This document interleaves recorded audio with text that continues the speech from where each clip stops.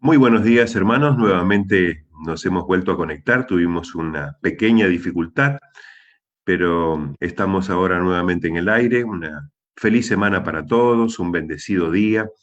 Eh, Cuando un tema como el día de hoy se va a presentar, no es extraño que ocurran ciertas complicaciones.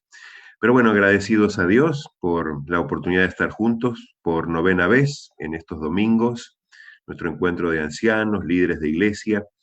Y básicamente quisiera al comenzar mencionar tres cosas. La primera de ellas es compartir con ustedes parte de una de las citas de la lectura del capítulo 34 de nuestro libro Conflicto de los Siglos, un libro muy apreciado y amado por todos nosotros porque es el que, especialmente en la temática de hoy, desenmascara tantas cosas, ¿no? Y simplemente quería compartir con ustedes la lectura de esto que está aquí marcado, donde dice, así es como el gran enemigo reviste con sus propios atributos al creador y bienhechor de la humanidad. Interesante transferencia, ¿no? De revestir de sus atributos a Dios. Dice, la crueldad es satánica, Dios es amor y todo lo que él creó era puro, santo y amable hasta que el pecado fue introducido por el gran rebelde. Satanás es Satanás mismo es el enemigo que tienta al hombre y lo destruye luego si puede. Y cuando se ha adueñado de su víctima, se alaba de la ruina que ha causado. Si ello le fuese permitido, prendería a toda la raza humana en sus redes. Si no fuese por la intervención del poder divino, ni hijo ni hija de Adán escaparían. Qué maravillosa declaración, ¿no? Si fuese por él, destruiría todo, pero lo que él no puede hacer es impedir la intervención de Dios. Y hermanos, es así nuestra vida. Nuestra vida es una constante dependencia y solicitud de la intervención de Dios en nuestras vidas para prepararnos para su reino. Quería, antes de orar, simplemente dar a modo de información lo siguiente. Están circulando ya muchas noticias con respecto a volver a comenzar con las reuniones religiosas en los templos.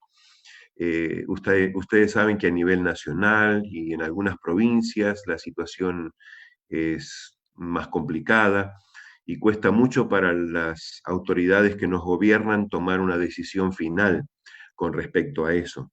Incluso muchos hablan de que si algo no está funcionando, se va a retrotraer otra vez a un cierre de actividades y situaciones, ¿verdad? Así que, hermanos, paciencia hasta que como iglesia no nos expidamos oficialmente con respecto al protocolo y todo lo demás. Sepan que estamos muy pendientes de municipios, de provincias y por supuesto de lo nacional con respecto a esto. Así que sigamos orando para que el Señor nos permita, por lo menos en una iglesia virtual, estar conectados y cuando llegue el momento de abrir nuestros templos, que sea el momento propicio y el que Dios dispuso para esto. Así que bueno, sin más, vamos a tener una oración para comenzar nuestra programación de esta mañana, que será muy especial como todas las que estamos teniendo cada domingo. Oramos, ¿les parece? Buen Dios que estás en los cielos, muchísimas gracias por cuidar de nosotros. Muchísimas gracias porque cubres todas nuestras necesidades, pero muy especialmente en estos tiempos que corren, nuestras necesidades espirituales, nuestras necesidades emocionales, y también porque nos permites ahora, como líderes de tu iglesia, estar juntos en esta transmisión que entregamos en tus manos, la temática del capítulo 34 del conflicto de los siglos, su contexto, la realidad que nos toca vivir hoy con respecto a todo lo que el enemigo hace y hará para destruir a la humanidad, Señor, que podamos, con la luz que tú nos das, estar atentos, apercibidos y dispuestos a entregarte nuestra vida y obedecerte. Bendice, Señor, este encuentro de hoy. Lo pedimos en el nombre de Jesús. Amén. Dios bendiga a cada uno. Adelante, Pastor Gastón, en la conducción del programa de esta mañana. Muchas gracias, Pastor Kairus. Gracias, compañeros líderes en las iglesias locales, compañeros líderes en el ministerio. Estamos yendo a la culminación del desenlace de esta lucha entre Cristo y Satanás. Y vamos a analizar en forma compacta el capítulo 34 del libro El conflicto de los siglos, el misterio de la inmortalidad. Antes de iniciar con esto, quiero anunciarles lo que será el domingo que viene. El domingo que viene el doctor Tim, en medio de una demanda abrumadora por todo lo que nos permite ahora comunicarnos a través de Internet, a través del Zoom, va a estar con nosotros con una temática que ha sido evaluada y considerada positivamente para ser presentada por los pastores, sobre el santuario como factor integrador, el mensaje del santuario, lo que el santuario significa como factor integrador de las doctrinas, justamente en el marco del gran conflicto, que nos ayuda a entender de todo esto y de la verdad presente, de qué es lo que nosotros damos a comunicar del Evangelio en esta hora de la humanidad. Así que los invitamos para acompañarnos el próximo domingo a las 9 de la mañana. Hoy, gracias a Dios y a su buena voluntad y a resignar algunas cosas importantes en su vida personal y de trabajo, nos acompaña el pastor Karl Boskan, profesor de teología, secretario del posgrado de la universidad. Él va a tratar un tema de una serie de temas que tiene del gran conflicto, relacionado con el Dios del Antiguo Testamento, la guerra santa en el Antiguo Testamento y en el marco del gran conflicto. Muchísimas gracias por acompañarnos, Pastor Boscan. Le pedimos que tomen nota, por favor, tomen nota y cualquier pregunta vayan registrándola, cualquier inquietud, aclaración sobre el tema, ampliación o amplificación de algún aspecto que crean oportuno, porque estará el pastor David Alves, a quien le agradecemos, David, por acompañarnos. Él va a estar ayudándonos con las preguntas y quiero agradecer también al pastor Javier Holm, haciendo malabarismos para, con la ayuda de Dios, para que estemos de la mejor manera saliendo en Facebook y también saliendo en YouTube, para que de paso que nos suscribamos para darle más presentación, acceso a todos los demás, nos suscribamos en este canal de YouTube. Hermanos, les invito a que por favor vayamos al libro que tengamos en nuestras manos, el capítulo 34 del libro Conflicto de los Siglos.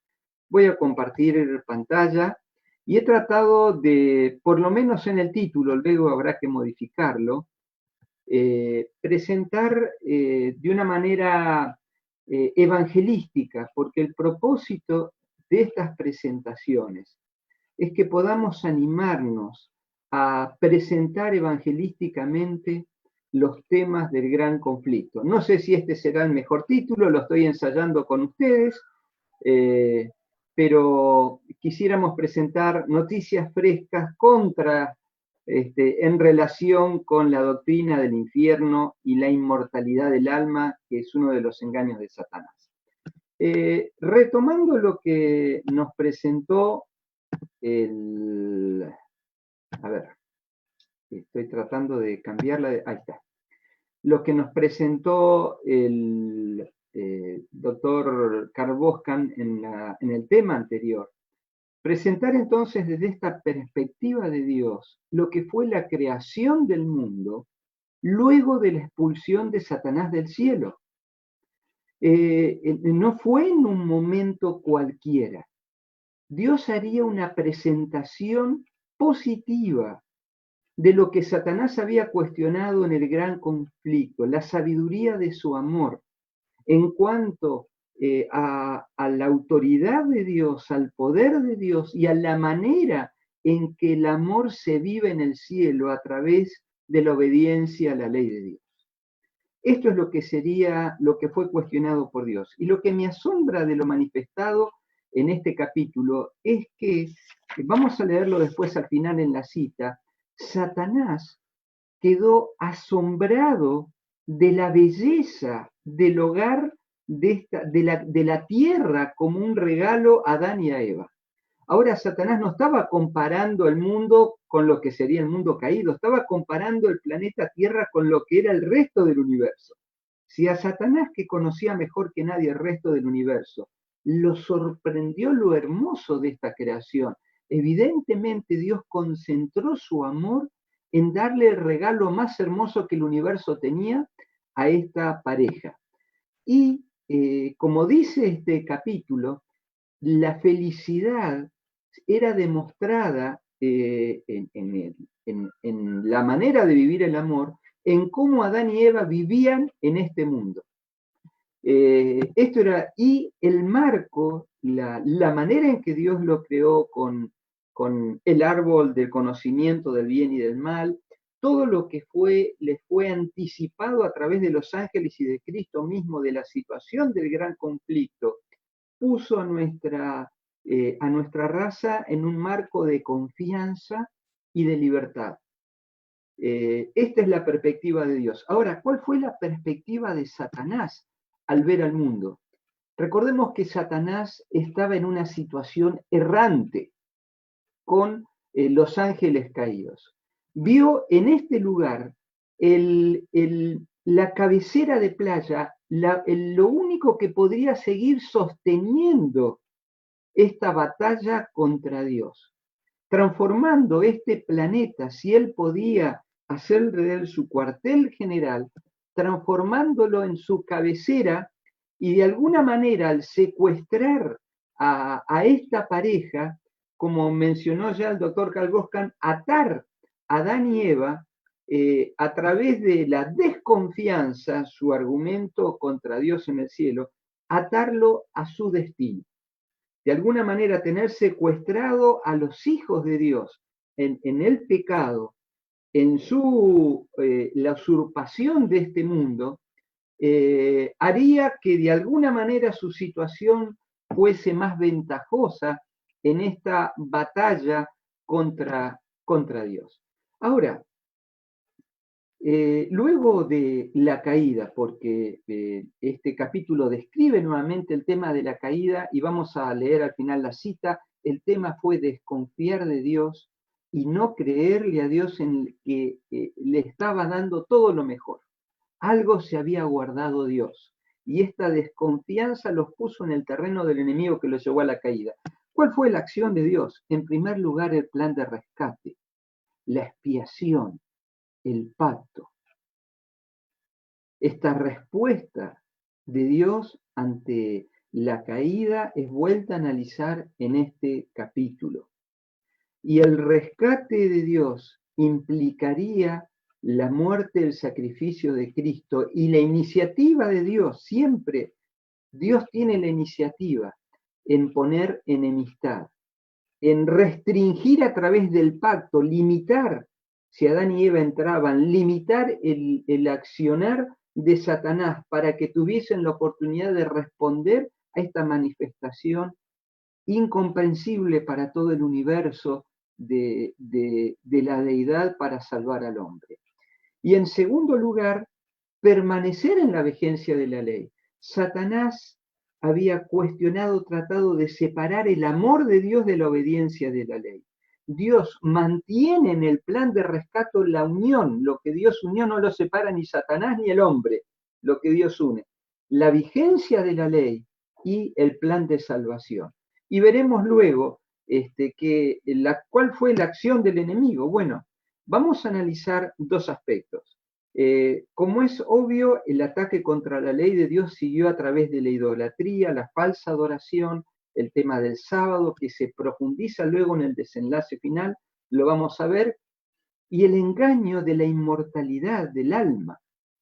Creo, hermanos, que no hemos alcanzado recién a volver a estudiar este tema con la presentación primera del doctor Tim, volver a estudiar este tema, uno alcanza a ver, creo que no hemos visto la dimensión de lo que implica el engaño de la inmortalidad del alma.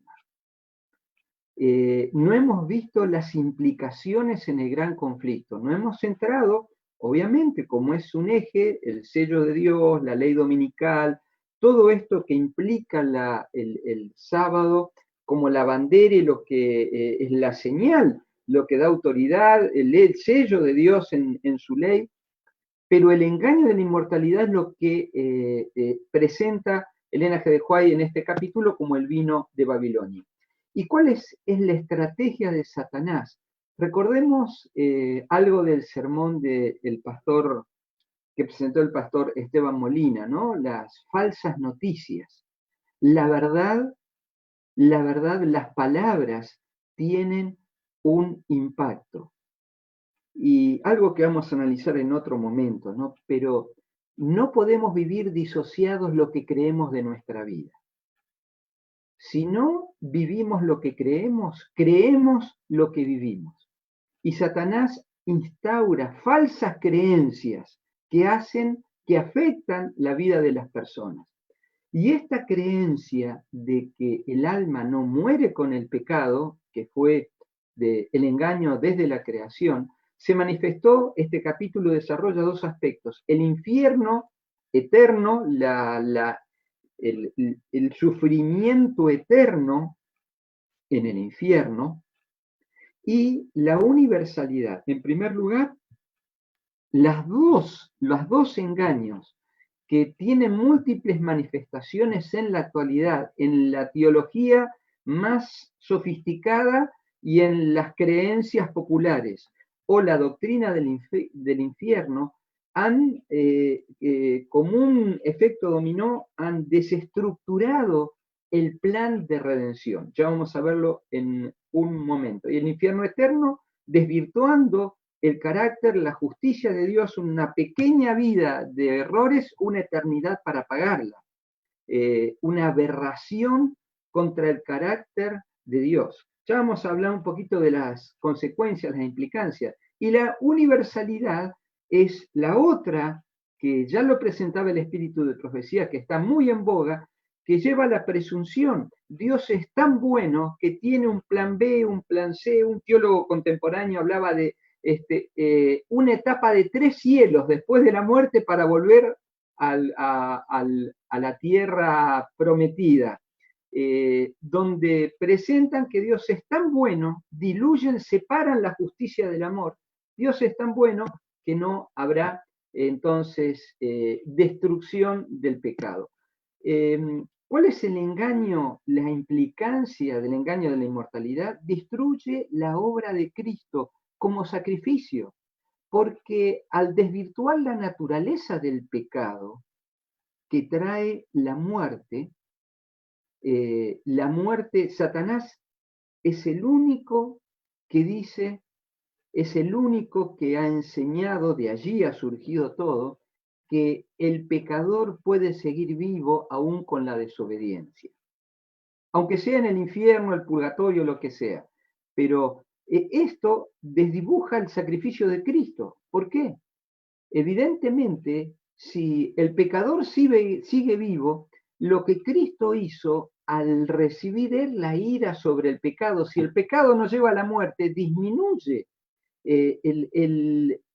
lo que es el sacrificio de Cristo expiatorio en nuestro favor. El precio que Cristo pagó no tiene relación con lo que dice Satanás que es el pecado. El sacrificio de Cristo es proporcional a lo que significa el pecado y la solución que necesita el pecado, lo terrible que es. Limita la tarea de Cristo como abogado, nuestro intercesor, porque entra la doctrina de los santos, la intercesión de los santos, desenfoca la mediación de Cristo. Todo viene como resultado del engaño de la inmortalidad del alma. La obra de Cristo como juez. toda la descripción de la obra de Cristo como juez, presentada en la profecía del juicio de Dios, que significa liberación para su pueblo, pero la aniquilación del pecado conforme a como Dios va reafirmando su carácter, su amor, su misericordia ante el universo y ante este mundo, ante los redimidos en el juicio investigador, en el juicio de comprobación y en el juicio ejecutivo de Dios.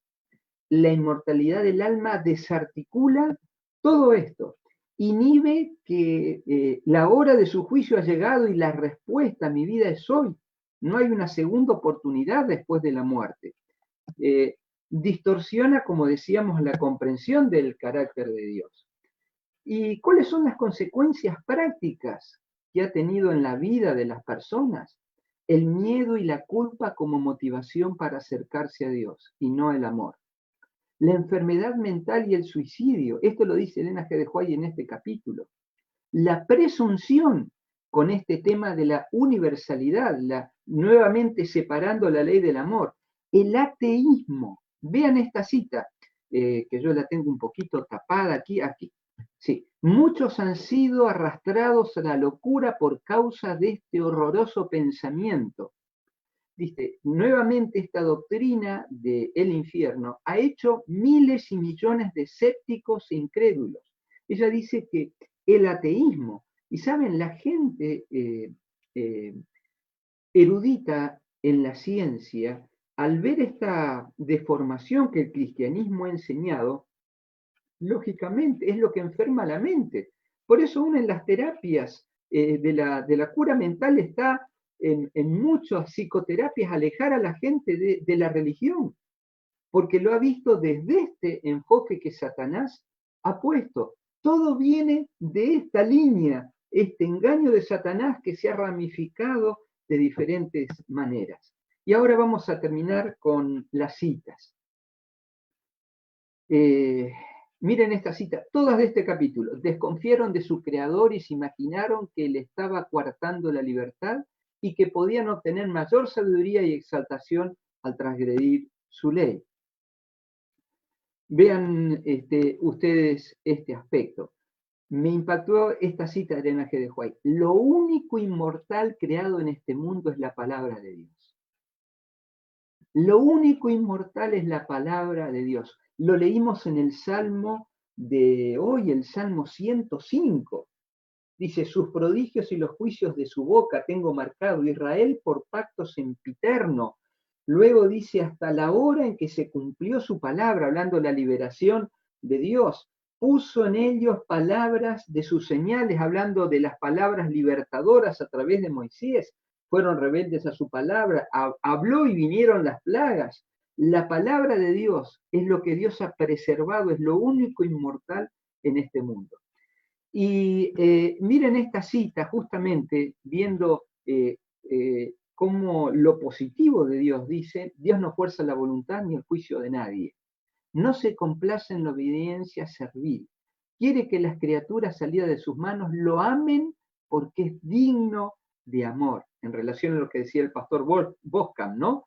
El tema de recuperar la confianza. Quiere que le obedezcan porque tienen una apreciación inteligente de su sabiduría, justicia y benevolencia. Todos los que tengan un justo concepto de estas cualidades lo amarán porque serán atraídos a él por la admiración de sus atributos. Esto es una definición de adoración. Adoración es admiración a sus atributos.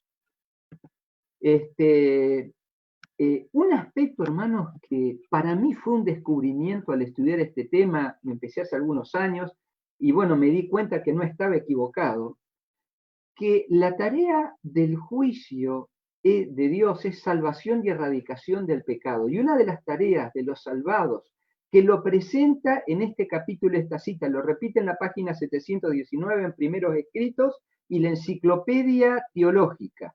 Dice así, sufrirán un castigo en la aniquilación final, luego del milenio, sufrirán un castigo de duración e intensidad que será diferente para cada impío según sus obras, pero que finalmente terminará en la segunda muerte.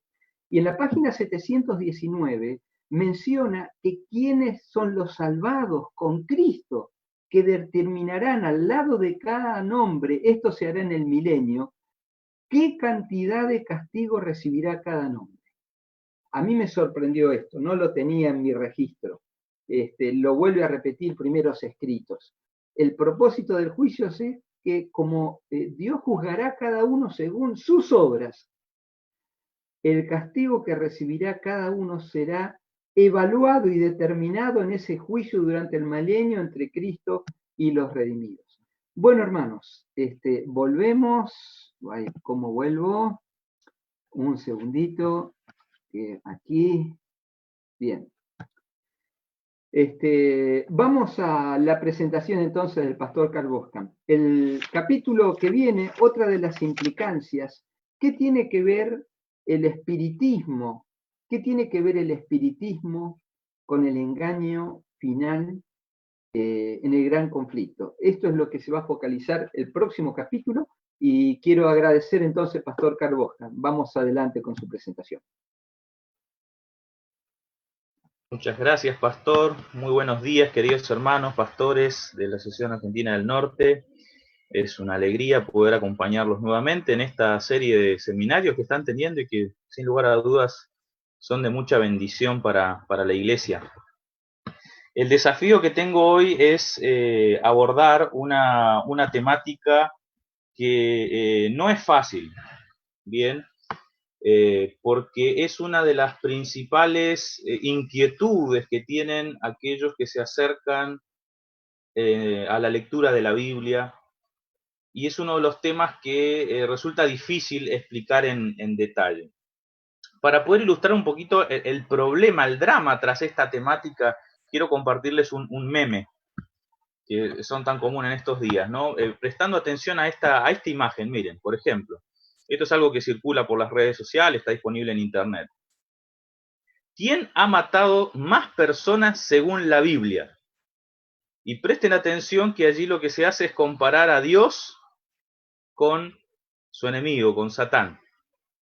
Y entonces hay una clara diferencia estadística. Satanás se le atribuye 0, mientras que a Dios millones de personas. Y entonces se pregunta, ¿quién es el malo ahora?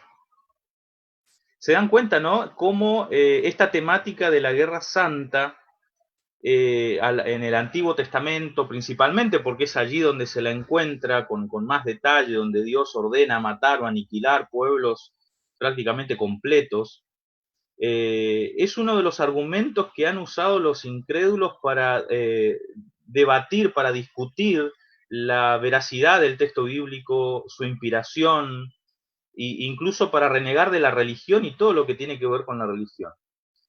Esto genera mayores prejuicios todavía cuando a lo largo de la historia de la humanidad se han justificado genocidios, se han justificado matanzas, exterminios de personas, basándose en la Biblia y en aquellos pasajes donde Dios ordena a su pueblo, al pueblo de Dios, a emprender batallas contra los incrédulos.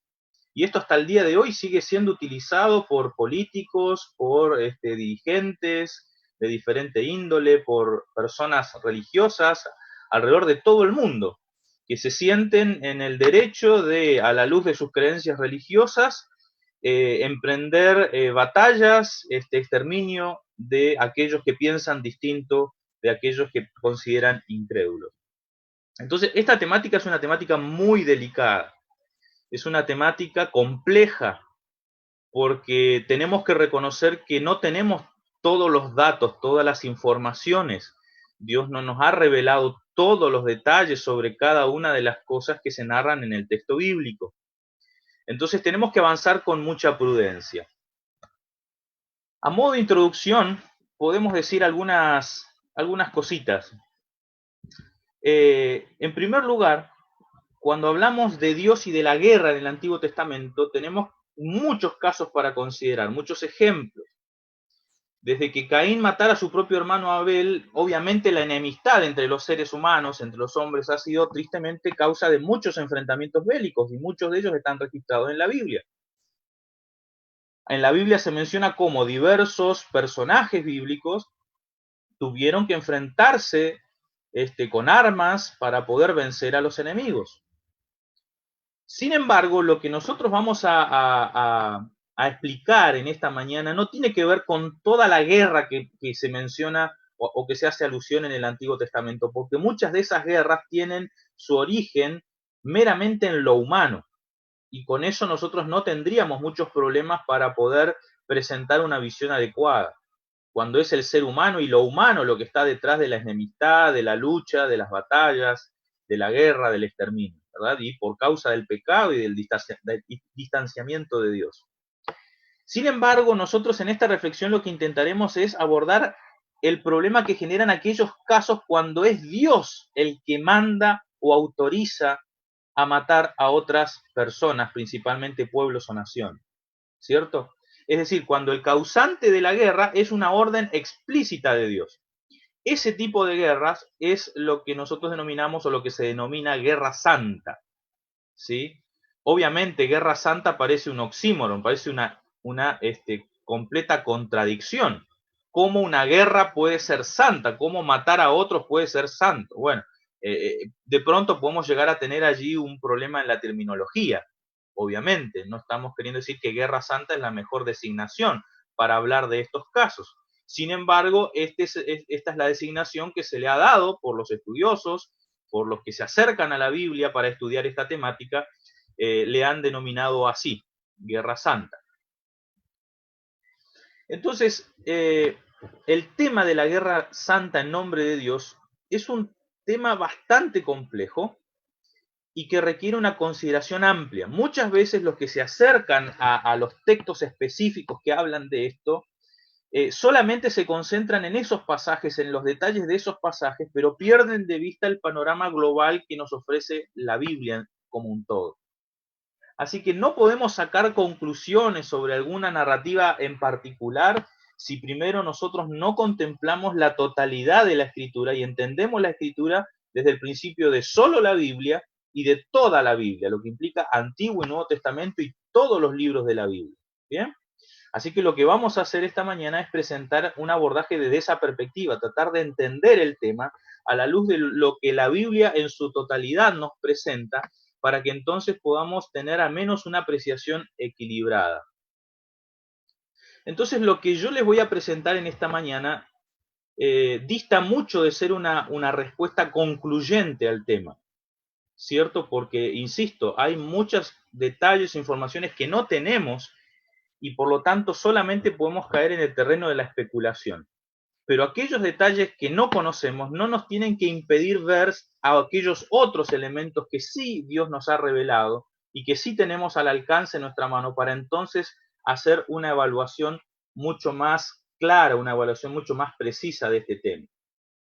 Estamos hablando y poniendo este tema en el contexto del gran conflicto, y precisamente este tema es uno de los temas que el enemigo de Dios ha utilizado para poder desacreditar a Dios, para poder desacreditar su carácter, y es uno de los principales argumentos que tienen los incrédulos y los que desafían a Dios y los que desafían a la palabra de Dios. Por lo tanto, este tema, aunque pueda ser presentado como un tema teológico, ¿verdad?, es un tema que tiene un impacto muy importante para nuestra vida cotidiana, e incluso en lo que hace a la evangelización, porque esta es una de las inquietudes que más tienen las personas que comienzan o que se inician en el estudio de la Biblia. Yo recuerdo cuando comencé a estudiar la Biblia y me acerqué a ella por primera vez, esta fue una de las primeras preguntas, de los primeros interrogantes que me hice acerca de este tema. Y esta es una de las preguntas que más me hacen mis alumnos en clase todos los años. Esta es una pregunta que todos los años me la repiten y más de uno. Y esta es una pregunta que me han hecho casi siempre que voy a algún lugar a hablar de interpretación de la Biblia, etc. Así que por eso es que de alguna manera traté de elaborar una respuesta a esta temática, porque la he visto todo el tiempo. Así que tenemos que tener al menos algunas herramientas. Así que lo que vamos a hacer en esta mañana no es que yo les voy a dar la respuesta elaborada completa, sino lo que voy a presentar son elementos que deberíamos considerar para evaluar esta temática. Y entonces a partir de esos elementos creo que ustedes van a tener una herramienta para que ustedes mismos puedan entonces formular respuesta a alguno de los pasajes que les puede generar inquietud. Así que no nos vamos a meter a analizar los pasajes que hablan de la Guerra Santa, como podía ser el exterminio de los cananeos, la guerra contra los amalecitas en el libro de Samuel, las mismas guerras de David contra las naciones vecinas, etcétera, sino que vamos a concentrarnos en criterios, en elementos que nos permitan evaluar esas narrativas en particular de una manera diferente. ¿Bien? Entonces, dada esta introducción, vamos a comenzar con esta sucesión de elementos, de puntos que debiéramos considerar.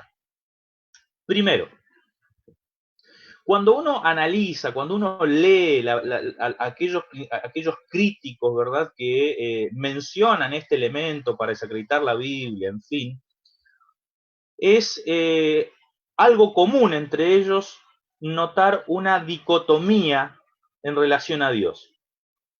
Es decir, ese contraste que se produce entre Dios, el Dios malo del Antiguo Testamento y el Dios bueno del Nuevo Testamento, ¿sí? O sea que muchos de los cuestionamientos se construyen sobre la idea, sobre la noción de que el Dios del Antiguo Testamento es un Dios distinto, normalmente vinculado al odio, a la venganza, a lo malo, mientras que el Dios del Nuevo Testamento es un Dios completamente distinto, misericordioso, un Dios de gracia, un Dios bueno. ¿Bien?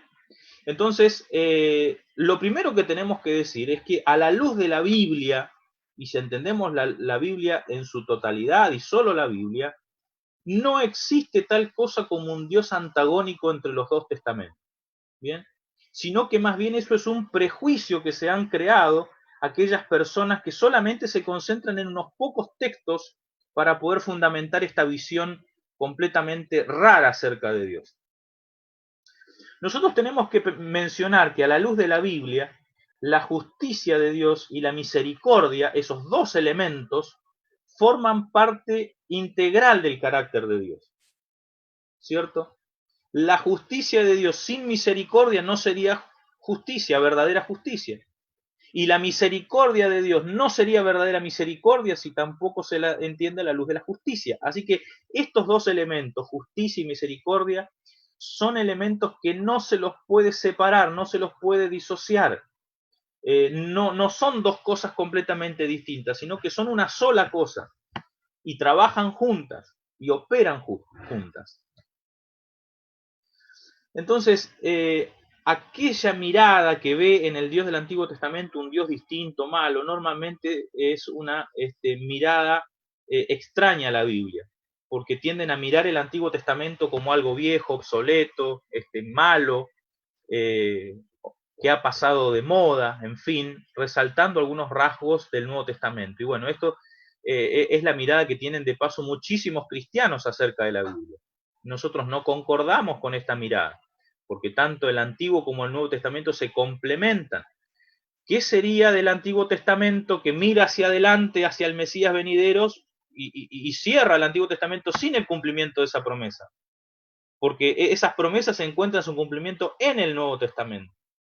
¿Qué sería del Nuevo Testamento sin el Antiguo? Si el Nuevo Testamento todo el tiempo está mirando hacia el Antiguo Testamento para encontrar las bases de lo nuevo que se está presentando. Entonces, veamos algunos pasajes de la Biblia para poner en equilibrio esta mirada distorsionada del Antiguo Testamento, pensando que el Dios del Antiguo Testamento necesariamente es un Dios malo. Por ejemplo, Éxodo capítulo 34, versículos 6 y 7, describe el episodio cuando Moisés pide ver la gloria de Dios, Dios lo pone en una grieta en la peña, ¿verdad? Y entonces pasa delante de él la gloria de Dios y logra verlo. Y entonces cuando Moisés logra ver a Dios en ese impactante momento, prorrumpe en alabanza y en adoración diciendo: Jehová, Jehová, fuerte, misericordioso y piadoso, tardo para la ira y grande en misericordia y verdad, que guarda misericordia a millares, que perdona la iniquidad y la rebelión y el pecado, que de ningún modo tendrá por inocente al malvado, que visita la iniquidad de los padres sobre los hijos y sobre los hijos de los hijos hasta la tercera y cuarta generación. Un texto que combina efectivamente este elemento de la misericordia y la justicia de Dios, pero Dios es un Dios grande en misericordia, que guarda misericordia por millares, es piadoso, es lento para la ira. Ese es el Dios que presenta el Antiguo Testamento. Jonás no quiso ir a Nínive. ¿Por qué? Porque conocía a Dios, diciendo, oh Jehová, ¿no es esto lo que yo decía aún estando en mi tierra? Por eso me apresuré a huir a Tarsis, porque sabía que tú eres Dios clemente y piadoso, tardo en enojarte y de grande misericordia, y que te arrepientes del mal. Esta es una de las definiciones más hermosas de Dios que encontramos en el Antiguo Testamento. Totalmente consecuente con esa mirada del Dios de amor. Un Dios que no está dispuesto a matar porque sí, ¿verdad? Sino todo lo contrario, un Dios que es misericordioso, que desiste del mal. Ezequiel capítulo 33, versículo 11 al 13, amplía un poquito más acerca del sentir de Dios dicho por él mismo. Vivo yo, dice Jehová el Señor, que no quiero la muerte del impío, sino que se vuelva el impío de su camino y que viva. Volveos, volveos de vuestros malos caminos. ¿Por qué moriréis, oh casa de Israel? Y tú, hijo de hombre, di a los hijos de tu pueblo, la justicia del justo no lo librará el día que se rebelare, y la impiedad del impío no le será estorbo el día que se volviere de su impiedad. Entonces, fíjense cómo en este pasaje se enfatiza que Dios no desea la muerte de sus criaturas. Nada más extraño para Dios que ver a sus criaturas morir, perecer para siempre. De hecho, en Isaías, el capítulo 28, versículo 21, que habla de la destrucción de los impíos, se la describe como su obra extraña, su extraña operación. O sea, el matar a sus criaturas para Dios es algo completamente extraño, es algo completamente ajeno a su carácter. Ezequiel también añade lo siguiente, ¿no? Por tanto, yo os juzgaré a cada uno según sus caminos, oh casa de Israel, dice Jehová el Señor. Convertíos y apartaos de todas vuestras transgresiones, y no será la iniquidad causa de ruina.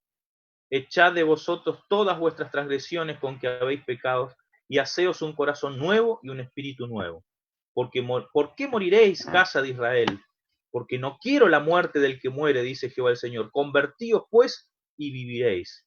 Aquí está claramente manifestado el sentimiento de Dios. Dios no quiere, Dios no desea la muerte de sus hijos, bajo ningún punto de vista. Así que esto es algo muy importante y esto es claro en el Antiguo Testamento. Obviamente tenemos que mencionar tal vez que a veces hay algún problema con las traducciones del Antiguo Testamento, porque hay una palabra que a lo largo del Antiguo Testamento que define por excelencia el carácter de Dios. En hebreo es la palabra Gesed, que significa, se la traduce normalmente como misericordia, como caridad en algunas traducciones, pero esa palabra es lo más cercano a la palabra ágape, amor, que se usa en el Nuevo Testamento. Si los traductores tradujeran esa palabra como amor a lo largo de todo el Antiguo Testamento, de pronto el Antiguo Testamento se llenaría de la palabra amor, como lo es el Evangelio de Juan, por ejemplo, o las epístolas de Juan, que describen tan bien el amor de Dios. Así que obviamente que también allí hay un condicionante de los traductores y de los prejuicios de los traductores, como hemos visto tal vez en la escuela sabática esta semana que pasó. Entonces, ¿es diferente el Dios del Antiguo Testamento del Dios del Nuevo Testamento a la luz de estos pasajes que lo muestran también con ese rasgo de amor, de perdón? Bajo ningún punto de vista. Ahora, vayamos al Nuevo Testamento. Aquellos que dicen que Dios en el Nuevo Testamento es solo un Dios de amor, es porque también tienen una mirada sesgada del Nuevo Testamento y no quieren ver otros pasajes que muestran las mismas facetas que se presentan en el Antiguo Testamento. Entonces, miren, este pasaje de Hebreos capítulo 10, versículos 28 y 31. El que viola la ley de Moisés por el testimonio de 2 o 3 testigos muere irremisiblemente. ¿Cuánto mayor castigo pensáis que merecerá el que pisoteare al Hijo de Dios y tuviere por inmunda la sangre del pacto en la cual fue santificado e hiciere afrenta al Espíritu de gracia? Pues conocemos al que dijo, mía es la venganza, yo daré el pago, dice el Señor. Y otra vez, el Señor juzgará a su pueblo. Horrenda cosa es caer en manos del Dios vivo. Claro, este texto bien tendría que estar en el Antiguo Testamento para muchos de estos lectores, pero no. Está en el libro de Hebreos, un libro que exalta la gracia y la misericordia de Dios. Pero es que la justicia de Dios es parte integral de su misericordia. Dios es un Dios justo. Así que estas escenas de juicio están a lo largo de la Biblia. El pastor Gastón recién mencionaba, ¿verdad?, este contraste entre, por ejemplo, el universalismo, aquellos que piensan y creen que Dios va a tener que salvar a todos los seres humanos sin importar lo que hagan. Y tristemente eso no es verdad. En ninguna parte de la Escritura se presenta tal mensaje. Al contrario, la Biblia presenta una escena de juicio ante la cual todos los seres humanos deberemos comparecer. Otro pasaje, Mateo 10:28. Y no temáis a los que matan el cuerpo, mas el alma no pueden matar. Temed más bien a aquel que puede destruir el alma y el cuerpo en el infierno. Otro texto, 2 Tesalonicenses, capítulo 1, versículo 6 en adelante. Porque es justo delante de Dios pagar con tribulación a los que os atribulan, y a vosotros que sois atribulados daros reposo con nosotros, cuando se manifieste el Señor Jesús desde el cielo con los ángeles en su poder, en llama de fuego, para dar retribución a los que no conocieron a Dios, ni obedecen el Evangelio de nuestro Señor Jesucristo, los cuales sufrirán pena de eterna perdición, excluidos de la presencia del Señor y de la gloria de su poder, cuando vengan aquel día para ser glorificado en sus santos y ser admirado en todos los que creyeron, por cuanto nuestro testimonio ha sido creído entre vosotros. Entonces, fíjense cómo el Nuevo Testamento presenta no solamente un Dios de amor, sino que también las escenas de juicio. Lo mismo que en el Antiguo Testamento. En el Antiguo Testamento se presenta tanto el amor de Dios como también su justicia. Así que estos son elementos complementarios. Bueno, aquí en pantalla solo unos textos adicionales para poder ver cómo el Nuevo Testamento también presenta esa misma faceta que algunos solo atribuyen al Antiguo Testamento. Así que ni el amor es exclusivo del Nuevo Testamento, porque en el Antiguo Testamento Dios es presentado bajo esos mismos rasgos, ni tampoco ese elemento de odio hacia el pecado es un elemento exclusivo del Antiguo Testamento, sino que también lo tenemos en el Nuevo Testamento. Así que no hay ningún tipo de contradicción, no hay ningún tipo de contradicción entre el Antiguo y el Nuevo Testamento. Entonces, teniendo en cuenta eso, tenemos que seguir avanzando. Así que no podemos decir que en el Antiguo Testamento Dios sea peor que en el Nuevo. Eso es una mirada distorsionada. Bueno, segundo elemento que vamos a presentar en relación al tema de la Guerra Santa. Y es que la Guerra Santa no aparece en todo el Antiguo Testamento. Muy por el contrario, la Guerra Santa fue una práctica limitada en el tiempo, en el espacio y en sus objetivos particulares y específicos. Entonces, no fue una práctica regular. Israel no andaba matando a todos los que se le cruzaran solo por el hecho de ser paganos o de ser contrarios a su fe, bajo ningún punto de vista. Tenemos que mencionar que en el periodo histórico de Israel,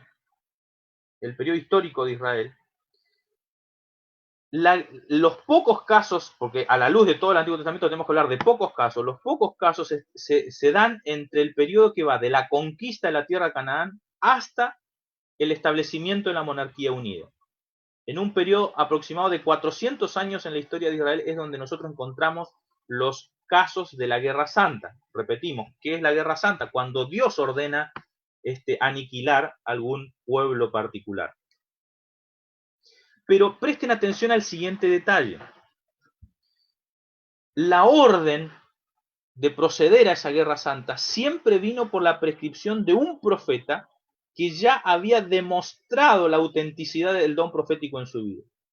Es decir, Israel no oyó a uno que por primera vez se levantaba como profeta para mencionar este tipo de prácticas, sino que la orden la dieron personas que ya habían demostrado ser llamadas por Dios y que habían dado evidencia de su don profético. Básicamente los casos son Moisés, Josué y Samuel. Los casos más puntuales donde tenemos los registros de que Dios les ordenó a estas personas proceder de esa manera. Moisés ya estaba completamente afianzado como líder espiritual de Israel. Josué también, y lo mismo Samuel, que desde pequeño había sido un muchacho en el cual todo Israel supo que era un fiel profeta del Señor. ¿Esto por qué es importante? Precisamente en contra de todos aquellos cristianos que utilizan la Biblia y utilizan estos pasajes para avanzar en medidas extremas de exterminio contra otros. Estoy recordando, por ejemplo, al presidente norteamericano George Bush, cuando en uno de sus discursos fundamentó su invasión al país de Irak y la guerra que emprendió allí, basándose en esta idea de la Guerra Santa, de Estados Unidos como pueblo de Dios y de los musulmanes o el Islam como un pueblo idólatra que merecía el castigo de parte de Dios. Ese tipo de argumentación sigue siendo utilizada hoy por muchos cristianos y es una argumentación muy peligrosa. Nosotros no podríamos jamás aceptar ese tipo de interpretación del texto bíblico. Otro elemento muy importante es que esa práctica no fue contra cualquier país extranjero. Las guerras fueron contra naciones bien puntuales. Dios le detalló, y en más de una oportunidad, los nombres específicos de los pueblos que deberían ser atacados en el contexto de esta guerra santa y que deberían ser considerados como anatema. Se trató específicamente de los pueblos cananeos, que son mencionados por nombres, ¿verdad? Por ejemplo, no se le permitió a Israel tomar la tierra de Edom, de Moab o de Amón. Y eso de manera muy clara, ¿verdad? Dios le dejó a Israel prohibiciones explícitas acerca de tomar o avanzar contra estos pueblos que eran descendientes de Saúl y también de Lot.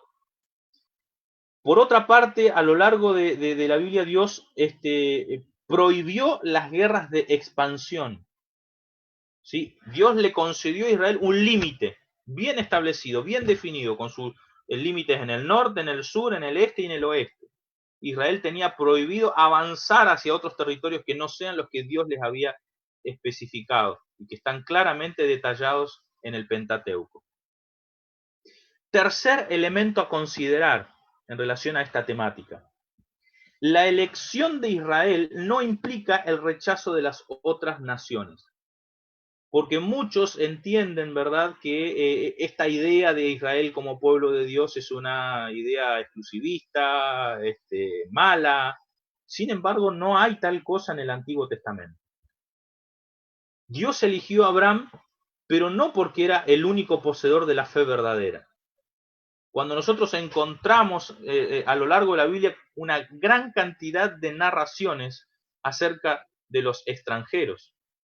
Abimelec, un rey filisteo, supo escuchar la voz de Dios. Melquisedec era sacerdote del Dios Altísimo en Canaán, ¿cierto? Defensor del culto verdadero en ese lugar de idolatría. Job, del cual no sabemos su origen, su nacionalidad exacta, pero sabemos que no pertenecía al linaje de Israel. Jetro, un sacerdote de Madián que también conocía al Dios verdadero. Balaam, un profeta de Mesopotamia que alguna vez fue un profeta fiel y verdadero, pero que se apostató obviamente luego, pero que en un momento fue un profeta de Dios predicando en Mesopotamia para otros pueblos, para otras gentes. Y es muy curioso cómo uno en el Antiguo Testamento encuentra una infinidad de relatos que resaltan la fe de los extranjeros. Es muy lindo leer esto en el Antiguo Testamento. ¿Quién fue el único que logró derrotar al valiente David? Un extranjero, Urías Eteo. ¿Quiénes fueron los hombres que estuvieron en David en las buenas y en las malas, que lo apoyaron ante las rebeliones que emprendieron algunos de sus hijos? Los cereteos y los peleteos, todos extranjeros. Tenemos un libro dedicado a una extranjera, Ruth, que habla de su fe, de su compromiso, por ejemplo. ¿Cuántos hombres a lo largo de la Biblia son exaltados por su fe y no pertenecían al pueblo de Israel? Como Ebed-Melech, que salvó a Jeremías de la muerte. El etíope que descendía, ¿verdad?, a Jerusalén a adorar. El centurión. En fin, cuántos ejemplos de la Biblia donde Dios resalta la fe de aquellos que no pertenecían al linaje de Israel. Eso no es algo exclusivo del Nuevo Testamento, sino que también a lo largo del Antiguo Testamento lo encontramos de una manera clara. Cuarto punto, muy importante. La destrucción de esos pueblos específicos no llegó sin que previamente Dios le hubiera dado un tiempo extenso de gracia para que puedan salirse de sus malos caminos. Miren este texto de Génesis capítulo 15, versículos 13 al 16. Entonces Jehová dijo a Abraham: ten por cierto que tu descendencia morará en tierra ajena, y será esclava allí, y será oprimida 400 años. Mas también a la nación a la cual servirán juzgaré yo, y después de esto saldrán con gran riqueza. Y tú vendrás a tus padres en paz y serás sepultado en buena vejez. Y en la cuarta generación volverán acá, porque aún no ha llegado a su colmo la maldad del amorreo hasta aquí. Fíjense esta situación particular. Dios no le concedió Canaán a Abraham porque todavía esos pueblos estaban bajo un tiempo de gracia. Dios les estaba concediendo oportunidades de poder arrepentirse. Recuerden que había un sacerdote del Dios Altísimo viviendo allí. Recuerden que los altares de Abraham eran un fiel testimonio del Dios verdadero. Altares que él iba construyendo a lo largo de su peregrinación. Y muchos tuvieron la oportunidad de ver el testimonio de Abraham para poder arrepentirse de sus malos hechos.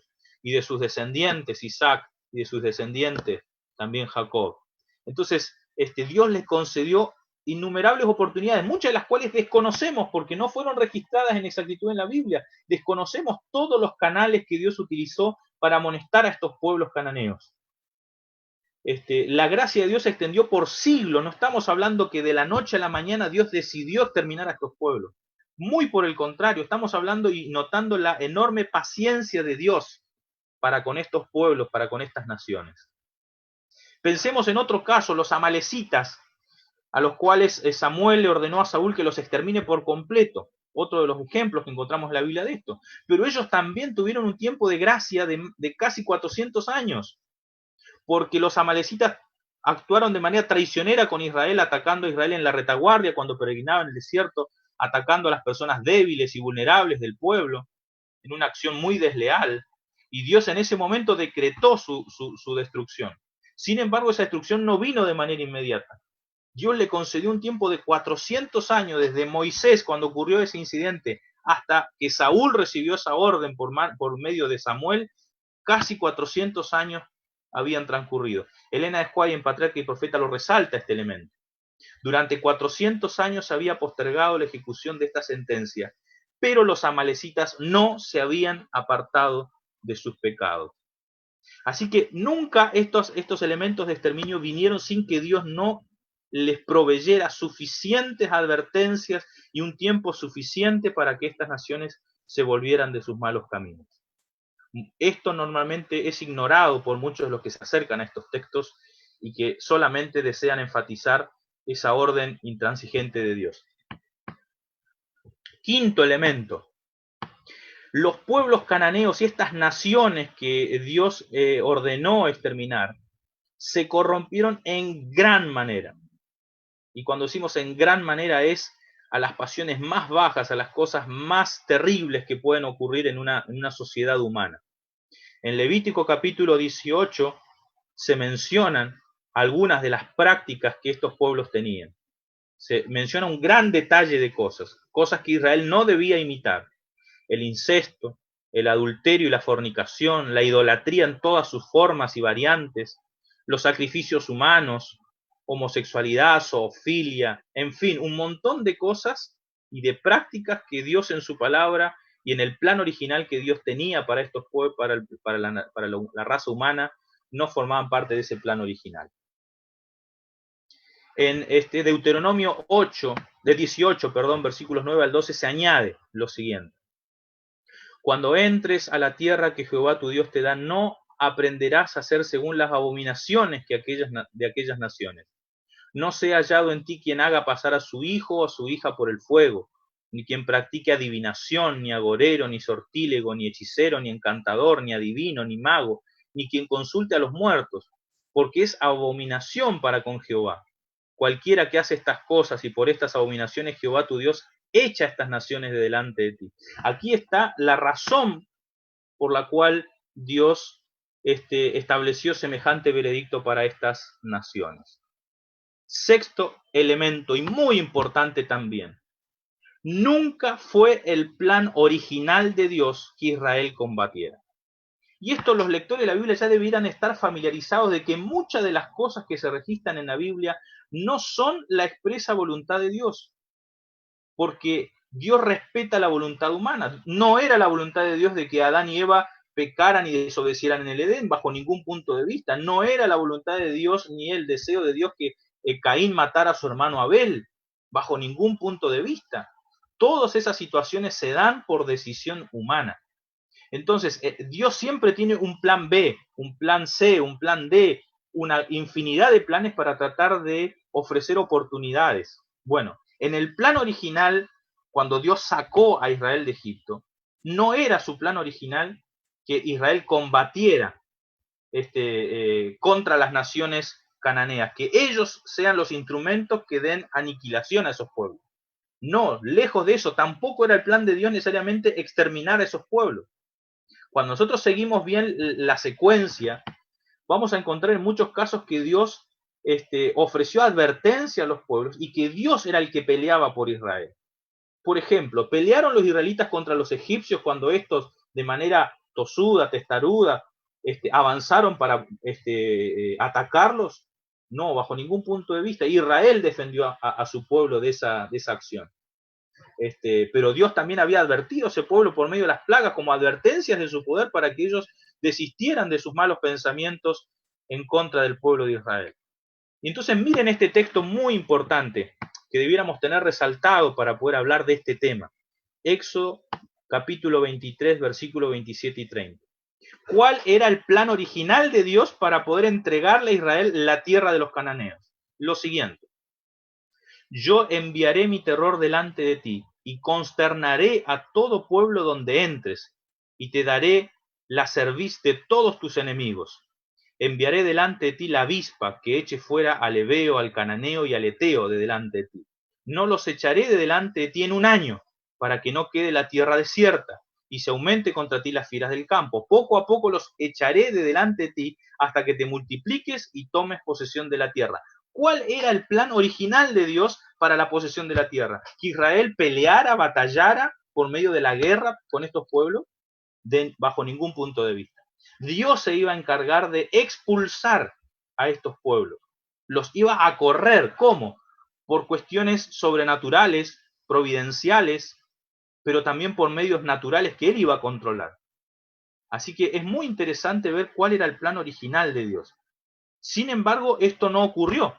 No se concretó de esta manera. ¿Y por qué no ocurrió? Séptimo elemento, que es otro de los causantes de la Guerra Santa. Y es que Israel se negó a entrar cuando debía hacerlo. El capítulo 14 del libro de Números nos narra el incidente principal del retorno de los espías y del informe negativo de la mayoría de ellos.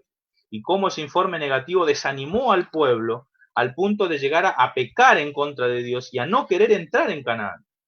Esa actitud rebelde, esa actitud desafiante para con el líder y para con Dios mismo, implicó que Israel tuviera que vagar por el desierto otros 38 años hasta que pereciera toda esa generación. No era el plan de Dios que Israel pasara 40 años en el desierto. Tras 2 años de peregrinación, Israel ya estaba en condiciones de ingresar a Canaán, pero Israel se negó a hacerlo. Así que aquí hay un problema que no es solamente el problema de las naciones, sino que también el propio pueblo de Israel tiene problemas en obedecer a Dios. Así que tenemos otro elemento que complicó la situación del plan original que Dios había pensado para este pueblo. Octavo elemento, debido a esa demora, debido a que Israel se negó a ingresar, algo ocurrió en el corazón de los reyes cananeos, y es que estos reyes se endurecieron. Josué capítulo 11, versículos 18 al 20 nos detalla este elemento.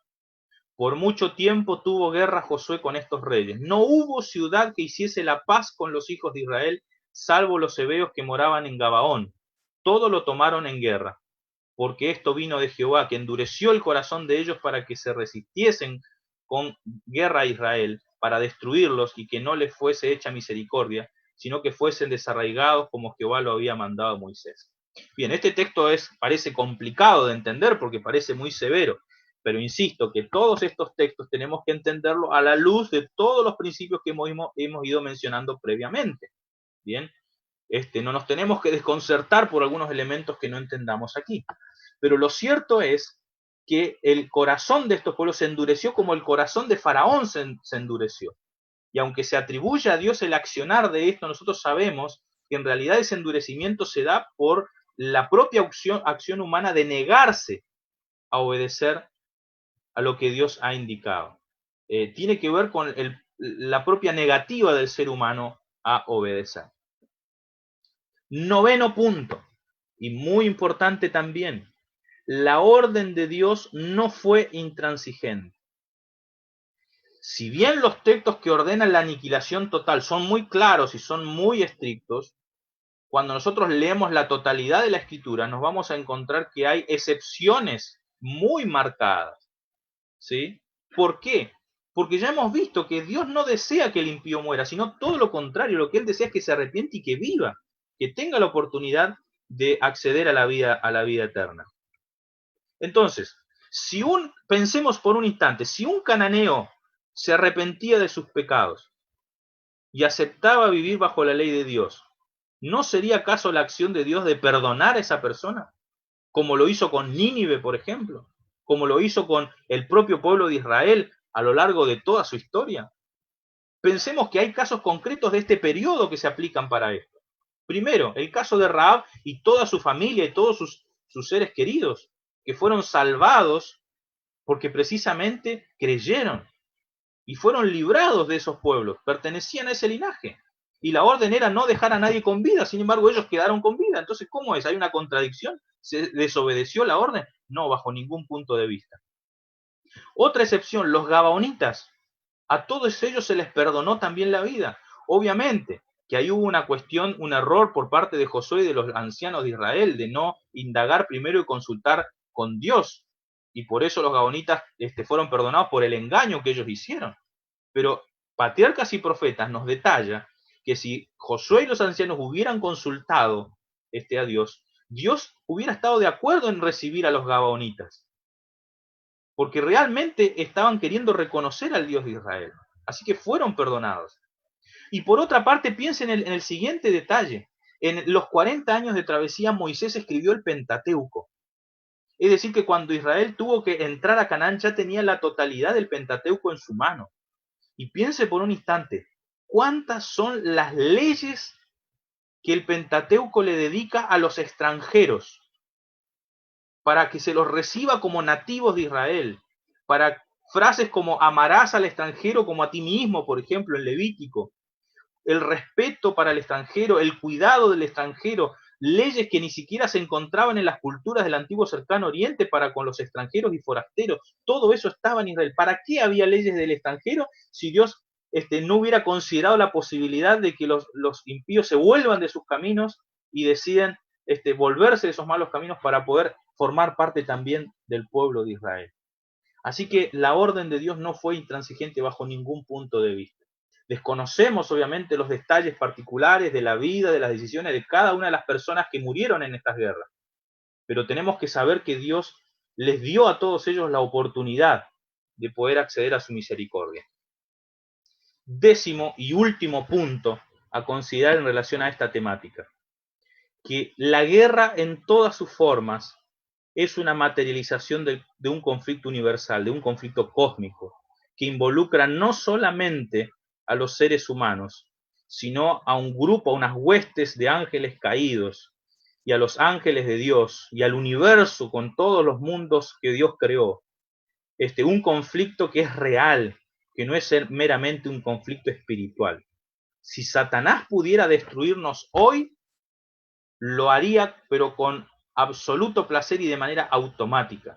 Si no lo puede hacer es porque de alguna manera Dios contiene la situación para que Él no avance en la destrucción de los seres humanos. Así que el conflicto entre el bien y el mal es un conflicto real, verdadero. El enemigo de Dios nos intenta destruir a toda costa, quiere eliminarnos. Para eso tenemos Apocalipsis 12, por ejemplo, que presenta ese odio y ese ataque feroz contra el pueblo de Dios y contra la humanidad. Cuando el sistema de gobierno que propone Satanás es aceptado por las voluntades colectivas de los pueblos, de las naciones humanas, la guerra siempre es el mecanismo que Satanás utiliza para imponer su voluntad sobre los demás. Esa es la manera como él actúa, siempre lo ha hecho así y siempre lo hará así.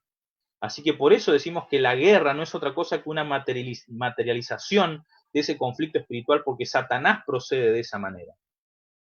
Entonces Dios tiene que batallar irremediablemente en ese conflicto. Si Dios no interviniera de manera física y real, como vemos en el Antiguo Testamento, su presencia como el ángel de Jehová, como el príncipe del ejército del Señor, a las huestes angélicas se las presenta como verdaderas tropas, ejércitos armados en defensa de su pueblo. Si Dios no lo hiciera, si Dios no interviniera de manera real y física para proteger a su pueblo, seríamos completamente aniquilados de la faz de la tierra.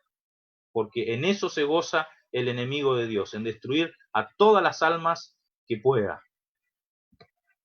Entonces, algunos conceptos de conclusión: si la justicia de Dios no fuera real, no habría sido necesaria la cruz. Si Dios no fuera realmente justo, no hubiera existido la cruz, porque la cruz lo que hace es demostrar la justicia de Dios. Y la justicia de Dios demanda la muerte del pecador. Y como Dios es justo, esa pena tenía que pagarse. Ahora, esa pena la pagó el Hijo de Dios. Él fue quien enfrentó la cruz. ¿Para qué? Para cumplir con la justicia, precisamente. Y si el amor de Dios no es real, ¿cómo entenderíamos la cruz también?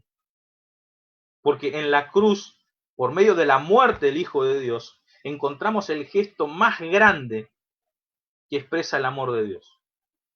Entonces, en la cruz, como bien menciona el Salmo 85:10, la misericordia y la verdad se encontraron, la justicia y la paz se besaron. En la cruz encontramos la evidencia máxima del amor y la justicia, la misericordia de Dios y la justicia de Dios operando en un mismo lugar, como una sola cosa.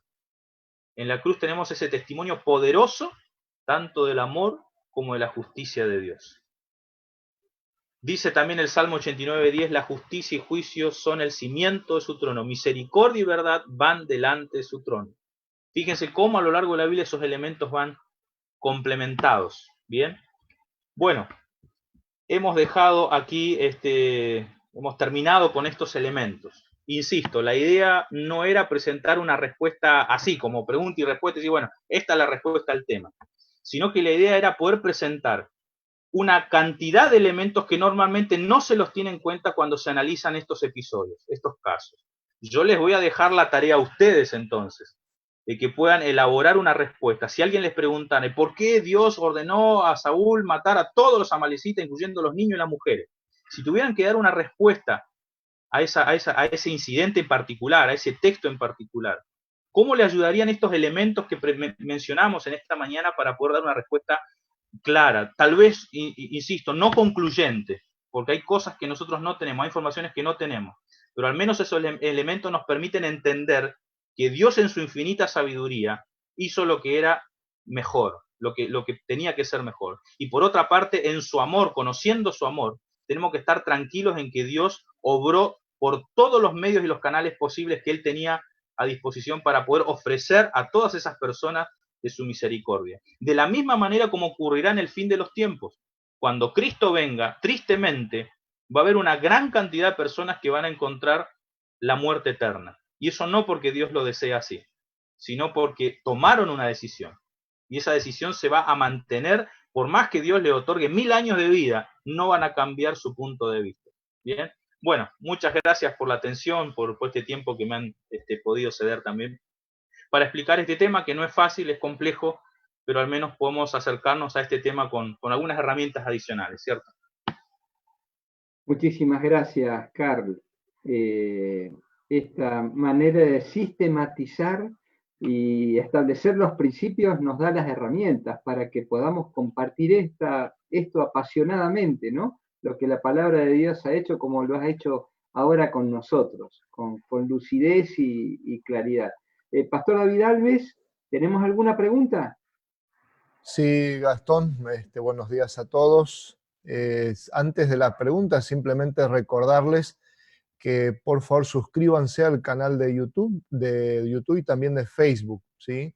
Para poder recibir en YouTube, por favor activen la campanita, así reciben las notificaciones de los próximos videos que estaremos transmitiendo en vivo. También súmense a Instagram, tanto YouTube como Facebook son simplemente Adventistas AAN, Y en Instagram es adventistas.aan, ¿sí? Así que recordamos otra vez, suscríbanse a estos canales para recibir información de todos los videos en vivos y programas que estaremos llevando a cabo a través de la Asociación Argentina del Norte. Hay un par de preguntas, Pastor. ¿Está preparado para responderlas? Espero, claro que sí. Gracias por el tema. Y aquí hacen una pregunta, teniendo en cuenta el libre albedrío del ser humano, ¿sí? Usted mencionaba, bueno, leí allí en Josué, capítulo 11, el tema del endurecimiento del corazón.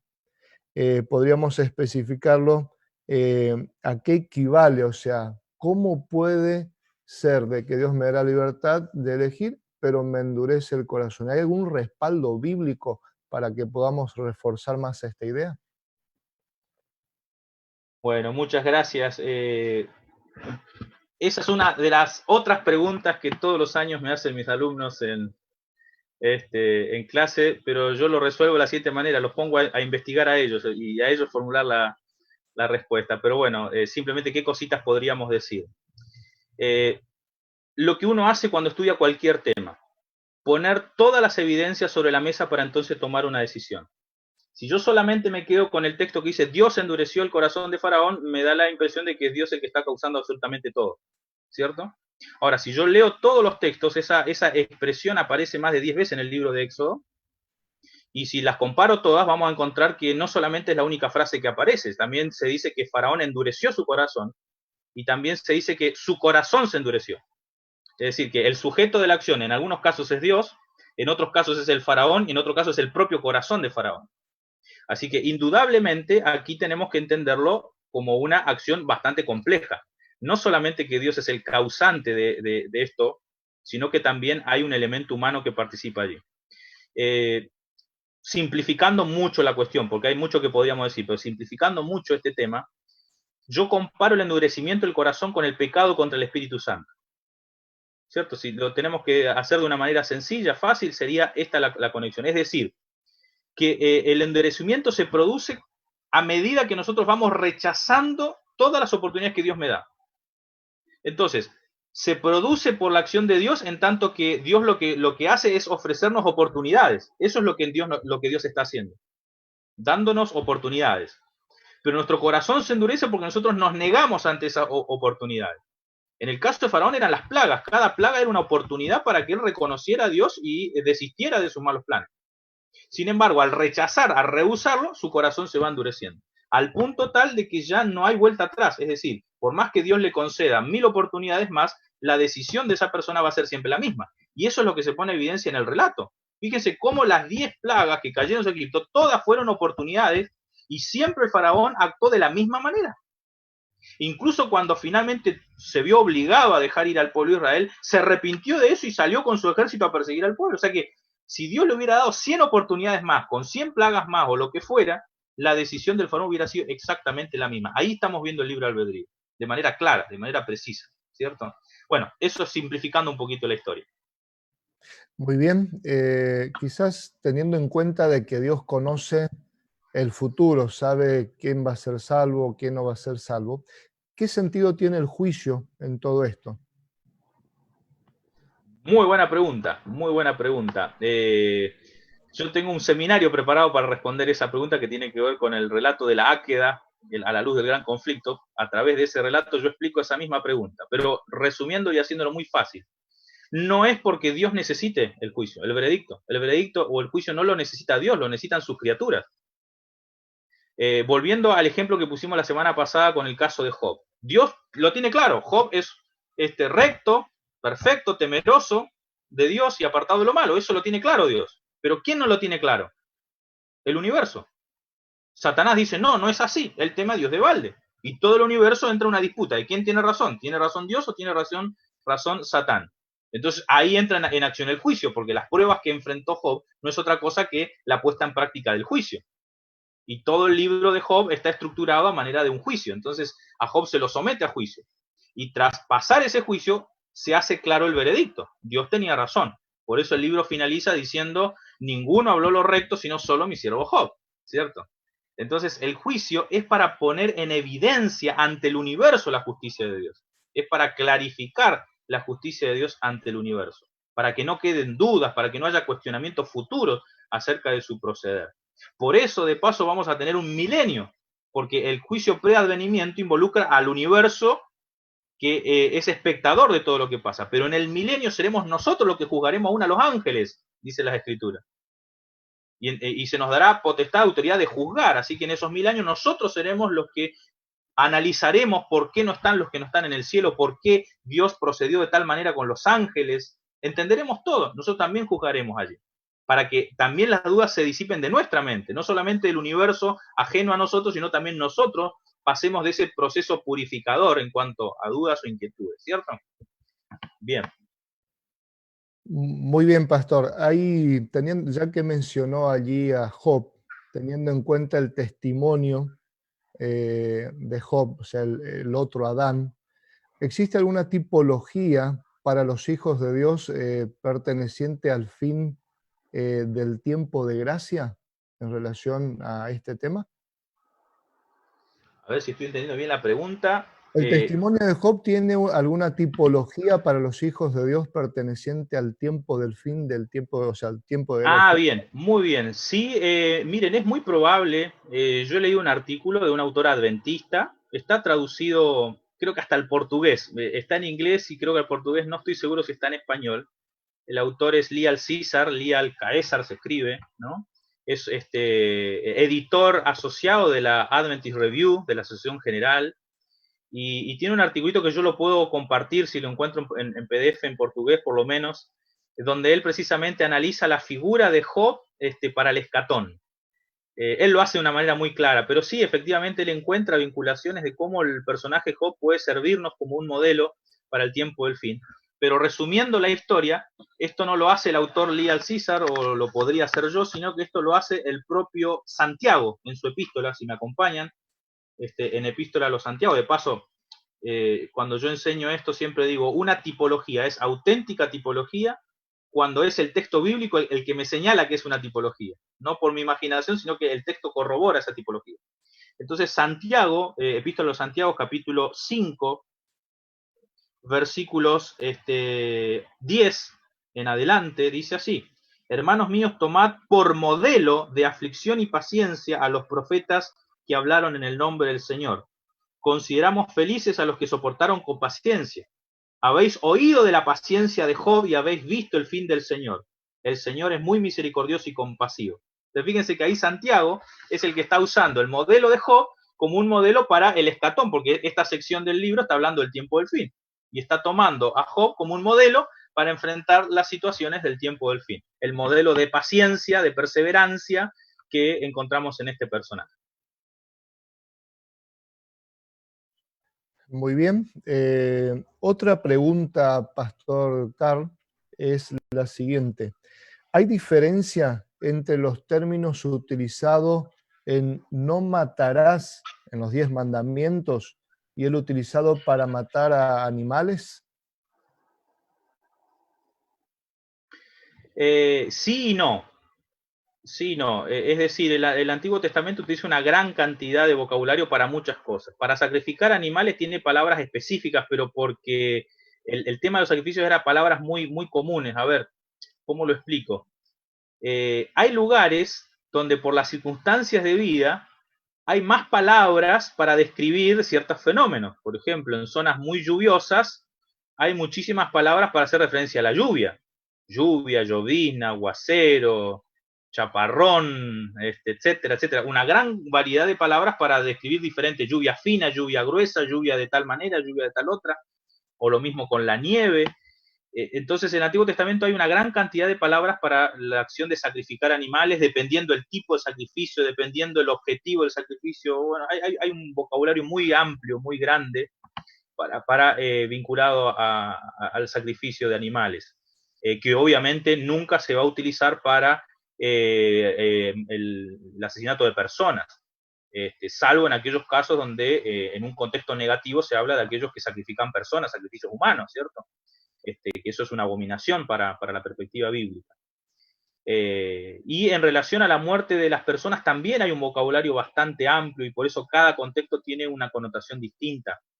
Por ejemplo, una de las maneras más frecuentes para hablar del asesinato en la Biblia no es necesariamente la acción de matar, sino derramar la sangre. Y es todo un motivo teológico el tema de derramar sangre de las personas, es algo que está condenado por Dios y hay muchos ejemplos, testimonios. Bueno, yo tengo algo escrito sobre el tema del motivo de la sangre derramada en el Pentateuco, y bueno, analizo un poquito eso, esa temática. En el caso del exterminio de estas personas hay otro vocabulario técnico específico, hay dos palabras que aparecen asociadas a estos procesos de aniquilación de pueblos.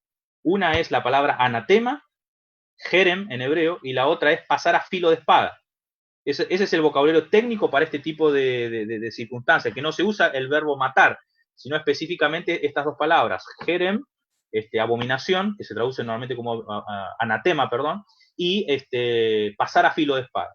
Entonces, cada relato tiene su vocabulario, su manera, y por eso hay que analizar el relato en particular a la luz de su contexto, en fin, para poder notar esos matices, esas diferencias.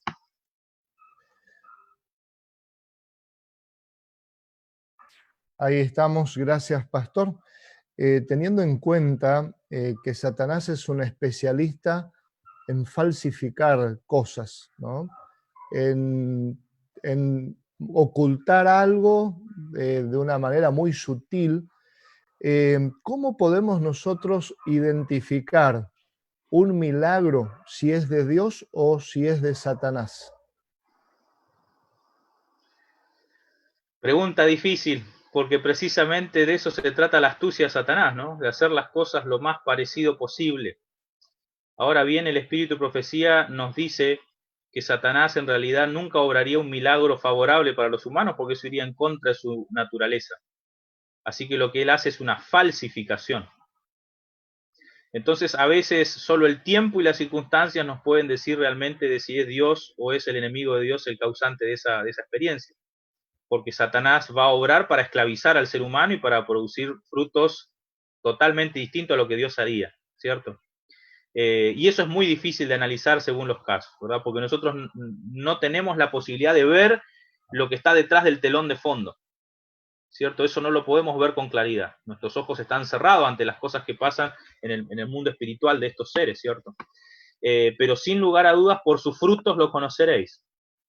Y a veces para ver los frutos hay que esperar el tiempo, hay que dejar que pase el tiempo, ¿cierto? Y entonces el fruto de algunas manifestaciones sobrenaturales no necesariamente nos conducen a un verdadero reavivamiento, a un verdadero cambio en nuestra vida, sino que a veces las personas son esclavizadas de la superstición, esclavizadas del miedo y de un montón de otras cosas, ¿no? Entonces en el tiempo a veces uno puede evaluar eso, pero es muy difícil porque, insisto, Satanás trabaja con mucha astucia para poder endurecer los corazones de las personas y tenerlos atrapados, ¿cierto?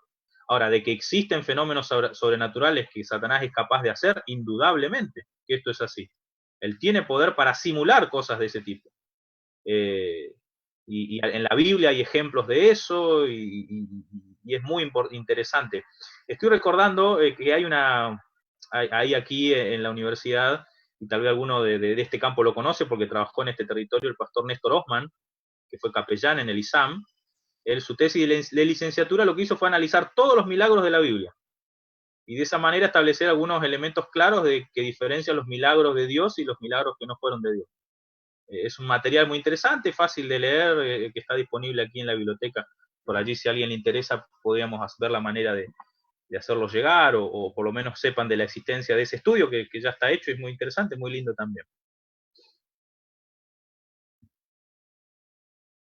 Una cosita, tal vez yo vi allí, alguien comentó el caso de Ananías y Zafira como un ejemplo, no sé si querían meterlo en este marco, pero ese ejemplo no sería un ejemplo de guerra santa, porque la guerra santa lo que implica es lo siguiente, que el canal de exterminio es el propio pueblo de Dios, es decir, que un hijo de Dios tiene que ir y matar al otro. En el caso de Ananías y Zafira murieron de manera sobrenatural, Dios le quitó la vida, pero no hubo un hijo de Dios que tuvo que ir y matarlo, degollarlo, quitarle la vida, ¿se entiende? La guerra santa es técnicamente hablando cuando el pueblo de Dios es el elemento utilizado para el exterminio de un pueblo, de una nación. Es decir, en otras palabras, que Dios ordena matar. Y eso parece una completa contradicción con el mandamiento inclusive, ¿cierto? Pero bueno, por eso es que es tan polémico y tan complicado este tema de la Guerra Santa. Muy bien, Pastor. Vamos yendo al final ya de las preguntas. Simplemente recordar a los que nos están viendo el programa, este programa queda grabado aquí en Facebook y también en YouTube. Entonces pueden verlo, pueden compartirlo posteriormente con las personas que desean. Y quizás una última pregunta, Pastor, y después entonces damos lugar al Pastor Femo Pase. ¿Por qué, o sea, por qué Dios, la pregunta sería, ¿por qué Dios no exterminó a Satanás y se ahorraría todo esto que estamos viviendo? Bien, es una muy buena pregunta y no he leído mejor explicación que la que el propio Espíritu de Profecía da al respecto. Tanto en Patriarcas y Profetas, cuando habla de la caída de Satanás, o en Historia de la Redención, donde habla de lo mismo, como también en El Conflicto de los Siglos, libro que estamos leyendo, y no sé inclusive si tal vez ya no han leído acerca de esto, Elena White lo explica muy bien, ¿cierto? La acción de eliminar a Satanás en un comienzo hubiera dejado serias dudas en el universo, y sus criaturas hubieran dejado de servirle por motivo propio, por amor, y le servirían simplemente por el temor al exterminio. Y eso está muy lejos de lo que Dios desea como relacionamiento con sus criaturas. Porque Satanás trabajó de una manera tan velada y tan astuta y tan escondida, que en el origen del problema no resultaba para nada claro cuáles eran los argumentos que estaban en juego o qué es lo que estaba pasando con esta argumentación y el desafío que tenía Satanás para con Dios. Elena White, el Espíritu de Profecía y la misma Biblia declara que esto no se hizo claro sino recién hasta la cruz. Fue en la cruz de Cristo donde realmente el universo logró percibir y comprender las verdaderas dimensiones del engaño de Satanás. Antes de eso todavía había muchas cosas ocultas que el universo no entendía. Entonces fíjense lo complejo del desarrollo del pecado. Y es por eso que también la historia del gran conflicto lleva tanto tiempo desde la perspectiva humana. Porque ha resultado difícil desenmascarar a Satanás. Juan capítulo 3 dice que, capítulo 1 dice que Jesús vino para deshacer las obras del diablo. O sea que hasta la encarnación de Cristo todavía es necesario que Satanás sea desenmascarado, que sus obras sean desenredadas de alguna manera. Y entonces es en Colosenses donde Pablo dice que, por fin, si quieren puedo leer ese texto de Colosenses, capítulo 2, versículo 15, donde Pablo dice, hablando de la cruz, ¿verdad? Y despojó a los principados y potestades y los exhibió en público y triunfó sobre ellos en la cruz. O sea, fíjense que recién en la cruz Cristo logró exhibirlo de manera pública a estos potestades, a estos principados, que estamos hablando de Satanás y sus ángeles, ¿cierto? Así que esa es la razón, ¿cierto? La razón más sencilla que podríamos encontrar. Aunque nos cueste entender mucho de toda esta historia, esa es la explicación que tenemos de parte de Dios en su palabra revelada. Una cosita, vi que también varios preguntan por este material. Yo no tengo ningún problema, le puedo dejar la presentación de PowerPoint al pastor Femo Pase y él se puede encargar después de distribuirlo de la manera que considere más pertinente, más oportuna. Al contrario, es bueno si esto puede estar a disposición y les puede ser de utilidad para poder estudiar este tema mejor, para poder dominarlo y poder compartirlo. Por supuesto que lo ponemos a disposición. Muchísimas gracias David, que va a tener la última oración. Pastor Boscam, claro, yo me quedo cuando mencionó esto de la cruz y el gran conflicto. Sé que es otro de los temas que... También, pero sí, claro. no puedo ser irrespetuoso de comprometerlo acá en público, pero creo que esta serie, si en algún momento podemos ir completando esta serie, Dios lo está utilizando para poner en evidencia a través de la predicación la vislumbre de este tema del gran conflicto y entusiasmarnos para predicar de esto, Pastor Boscam. Muchísimas gracias. Muchísimas gracias. recuerdo a los pastores, esto va a ser algo que los pastores después podrán compartir con toda la iglesia, pero esto está en el marco de capacitación teológica, el encuentro de este miércoles en la tarde. Los invitamos, por favor, a que nos acompañen este miércoles de la tarde con el doctor Reinaldo Siqueira. Y el próximo domingo, a las 9 de la mañana, estaremos con el doctor Alberto Tim, con el tema de el santuario, la enseñanza y la doctrina del santuario en el marco del gran conflicto. Creo que va a ser también muy ilustrador. Gracias, Pastor Carl, gracias, Pastor Javier Holm, gracias, Pastor Kairus, y nos despedimos entonces, gracias a los compañeros en el ministerio de su liderazgo en las iglesias, que Dios los acompañe. Pastor David Alves nos despide como en una oración. Muy bien, oramos. Padre amoroso que estás en los cielos, gracias porque tú cada día nos das una nueva oportunidad. Gracias porque cada día podemos entender más tu palabra y ayúdanos a que cada día, Señor, podamos soñar con tu pronto regreso y poder morar contigo por la eternidad. Gracias por la disposición del pastor Carl en compartir, Señor, su conocimiento, su estudio con cada uno de nosotros.